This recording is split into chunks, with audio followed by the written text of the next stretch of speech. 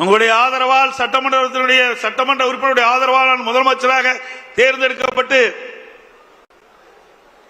அந்த தீர்மானத்தை நிறைவேற்றுகின்ற நிலையிலே என் மீது என்னுடைய மேஜையின் மீது ஏறி டான்ஸ் ஆடுறாங்க திமுக எம்எல்ஏ. இங்க இருக்கின்ற அமைச்சர்கள் முன்னரசில் இருக்கின்றார்களே அமைச்சர்கள் மீது அமைச்சருடைய மேஜையின் மீது ஏறி டான்ஸ் ஆடுறாங்க. சட்டப்பேரவை தலைவர் அவரை கீழே இழுத்து தள்ளி அவருடைய இருக்கையிலே அமர்கிறார்கள். அவருடைய மைக் உடைக்கப்படுகிறது. அப்படிப்பட்ட கொடுமையான நிகழ்ச்சி ஏற்படுத்தியவர் இன்றைய முதலமைச்சர் திரு ஸ்டாலின் அவர்கள்.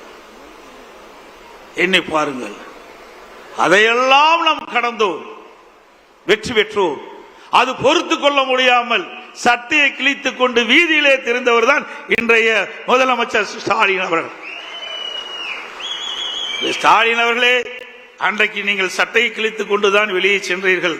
ஆனால் அடுத்த ஆண்டு நடைபெறுகின்ற சட்டமன்ற பொதுத் தேர்தலில் அனைத்து இந்திய அண்ணா திராவிட முன்னேற்ற கழக தலைமையிலே அமைக்கப்படுகின்ற கூட்டணி பெரும்பான்மையான இடங்களிலே வெற்றி பெற்று அனைத்து இந்திய அண்ணா திராவிட முன்னேற்ற கழகம் தனி பெரும்பான்மையோடு ஆட்சி அமைக்கும். அப்பொழுது எந்த நிலையில் இருப்பீர்கள் என்று தெரியவில்லை.